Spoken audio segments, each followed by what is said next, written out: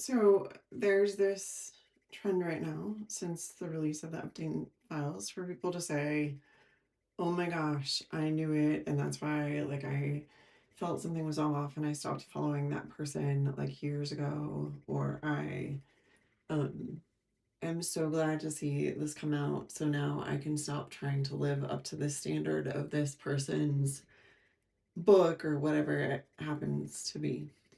And I don't know that I necessarily agree with people saying that that's the reason that they don't want to have anything to live up to a standard, because some of the information was good.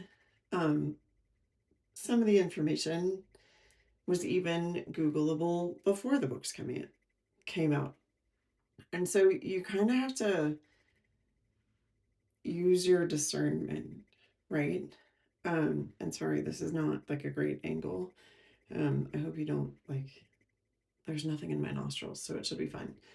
Um, I'm having dinner tonight with my cousin who's in town from California, so I feel like I should put makeup on. He probably doesn't really care. Um, but the point of all of this is to say, if you were still following some of these people and they didn't necessarily align with you, then you should have stopped following and listening to their advice when their advice stopped aligning with you. And one of the people this week who has been the most outspoken is someone that I quit following. I quit following a lot of people back in 2021 who were using their platform to promote a questionable, I would even say borderline unethical research project, using the population of the world. And when they started saying, you should do this for the good of society, when the research wasn't being released and the data wasn't being released and they were string feeding us the data, I was like, no. One of those people was an author, is an author. I shouldn't say was, she is still an author. And she was kind of at the pinnacle of when everyone was like, read her book, it's life changing. And I was just like, yep, nope, can't bring myself to buy it. Wouldn't waste money on that, because she's using her platform to influence people to do something that may not be right for them. Another one was a podcaster who works at Stanford and has a degree in biochemistry or something. I don't know. He has a PhD. But again, he was using his platform to say, you have to do this for the good of the people. Forget about your own health. Forget about whether or not you've ever had a reaction. Forget about what your gut's telling you about this. You need to do this for the good of the people. And I was just like, this feels wrong. It feels wrong. And I can't agree with this. And then some of that was further solidified by watching people, health coaches who are influencers, come out of conferences and completely change their approach and completely limit people's nutrition in a way that was super restrictive, but not only super restrictive, but when you paid attention to the physiology, created other problems in the system. And I just kind of lost faith in all of those big names who weren't speaking about the general health of the general population a while ago.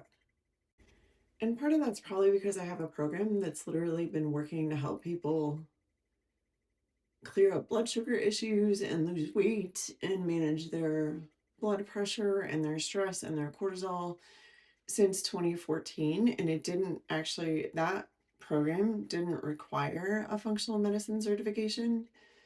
And part of it's probably because when I looked at the barriers to seeing a functional medicine practitioner, and the biggest one was cost, because most functional medicine providers want you to spend $2,500 in labs before you even walk in their door.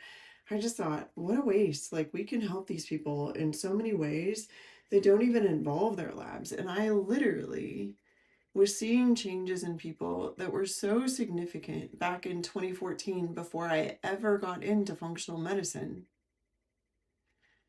that I know it can be done a different way and a better way. Now, if someone comes to me and their blood work literally is perfect, like they are acing the exam and they're still complaining of symptoms, yes, I can run a more functional medicine test.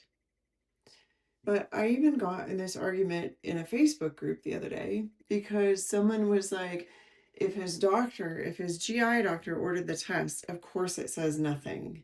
They don't even know how to read the test. And I was like, well, first of all, I talked to the GI doc, and the reason we had him order it was because his insurance, because of his diagnosis, was willing to pay for it because he has IBS and he has Crohn's and he has all this other stuff.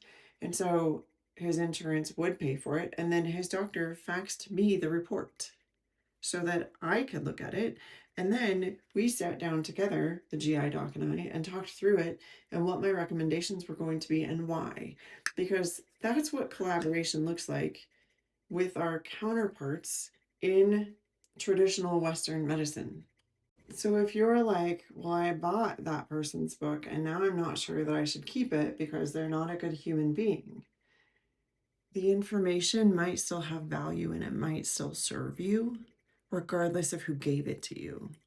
That would be like, well, the bathwater is dirty. I'm going to throw it and the child in the trash.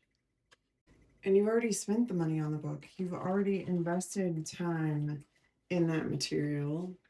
Take the material, keep the parts that resonate with you, ignore the rest of it, and choose not to fund anything else for that person.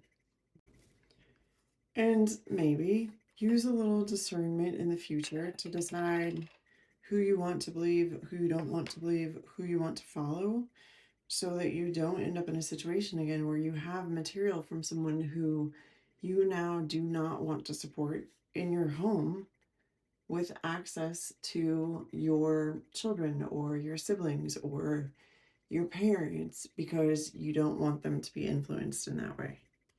But if you're one of those people who was also presenting that experimental research project in 2021 as the way to the light, and now you're bashing someone else, you are just as responsible for detrimental health effects as this guy is for detrimental things happening to other people.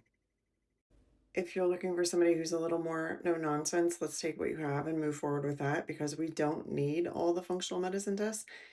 Even Function Health doesn't do specialty testing. They do testing that you can get in your blood work from LabCorp and Quest. Literally, that's what they do. And you want to understand how that's either helping or hurting you, and then you want to go even further into like, how can I customize it to me and what does my body need? Let's do some genetic testing. We don't always need to start with a Dutch test. We don't always need to start with an oats test. We don't need a Nutri-Eval. We don't always need a mold or an Epstein-Barr virus test. In my questionnaires, I can tell you, we can also like ferret out whether or not somebody has Lyme. Like I knew for sure that one of my clients who then after the fact gave me her Lyme antibody test, I knew she had Lyme because she popped up red on my questionnaire. One of the main differences you'll find between a good functional medicine provider and one that's just following protocols that they got while they were in some program, some of those programs being as short as 6 months, is that they will follow through with what's on the questionnaires and ask you questions related to them. And then they'll help you develop a plan that makes sense. If that's what you're looking for, click the link.